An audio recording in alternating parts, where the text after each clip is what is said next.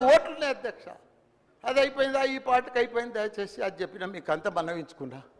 హైడ్రా భారతదేశంలోనే మన హైదరాబాద్ అంటే, తెలంగాణ రాష్ట్రం అంటే ప్రపంచమంతా మోగిపోయింది అధ్యక్ష.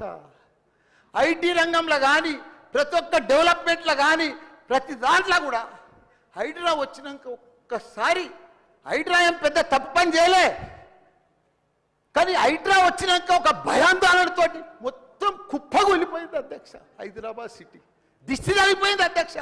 నువ్వేమన్నా అనుకో, ఎందుకంటే నాకు పెద్ద ల్యాండ్ బ్యాంక్ ఉంది, నాకు పెద్ద విద్యా సంస్థలు ఉన్నాయి, నాకేం నష్టం లేదు, నేనేం ఎఫ్టీఎల్లో లేను, బఫర్ జోన్లో లేను. నేను జనరల్గా చెప్తున్నా, అభివృద్ధి అమెజాన్, గూగుల్, ఫేస్బుక్, యాపిల్ లాంటి కంపెనీలు అమెరికా తర్వాత ఇక్కడ మన హైదరాబాద్ తెచ్చిండు మన కేటీఆర్ అధ్యక్ష.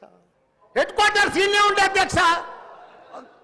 ఐటీలా మనం కర్ణాటక బెంగళూరు మించినాం అధ్యక్ష. ఇక్కడ 9 లక్షల మంది ఉద్యోగాలు చేస్తున్నారు, ఐటీ ఉద్యోగాలు.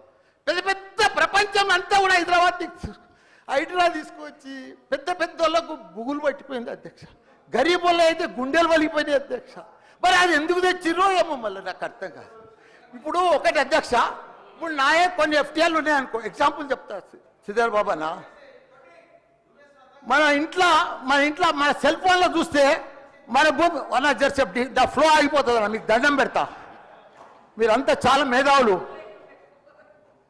మన ఇంట్లో కూర్చొని కూడా మన పొలం హైడ్రాల్ ఉందా, చెరువు ఎఫ్టీఎల్ ఉందా, బఫర్ జోన్లు ఉందా చూసుకోవచ్చు. అంత టెక్నాలజీ వచ్చింది. గూగుల్లోకి పోతే చూసుకోవచ్చు. చూసి ఎవరెవరికి ఉందో ముందే నోటీసులు ఇచ్చి ఓపికతో అర్జెంట్ ఏముంది, తెల్లారి శుక్రవారం పొద్దుగల్లే పోయి శనివారం పొద్దుగల్లే పోయి కూలగొట్టాలని ఏముంది అధ్యక్ష. నిదానంగా వాళ్ళు కూడా మన తెలంగాణ ప్రజలే, వాళ్ళంతా కూడా మీరు ఓటేస్తేనే మనం మంత్రిలో కూర్చున్నాం. మనం అంత ఆదల బాధ ఆధార్ చేసేది, టెన్షన్ చేసేది ఏం అవసరం. మంచిగా నోటీస్ ఇచ్చి బాబు చేంజ్ చేసుకో, మార్చుకో, చూసుకో, నీకు ఇది ఇస్తాం, గరీబోడు ఉంటే ఇది ఇస్తాం, ఈ బెడ్రూమ్లకు అని నిమ్మడంగా చేస్తే అయిపోయాయి కదా. ఇంకా 4 ఏళ్ళు ఉంది కదా మీకు, ఈ ఏడాదిలోనే ఫస్ట్ ఇయర్లో చేయాలని ఏముంది, అన్ని కొన్ని చేసుకుంటా ఉండి. రియల్ ఎస్టేట్ అయితే అధ్యక్ష రియల్ ఎస్టేట్ అయితే కుప్పగొలిపోయింది. ఏదైనా పెళ్లికి అమ్ముదామన్నా కొంటలేరు ఎవరు, పైసల రొటేషన్ లేదు, వ్యాపారాలు లేవు, బిజినెస్లు లేవు, ఏమీ లేవు అధ్యక్ష.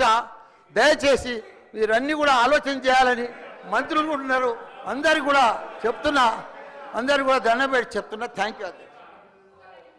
ఒక్క నిమిషం మాట్లాడండి అధ్యక్ష.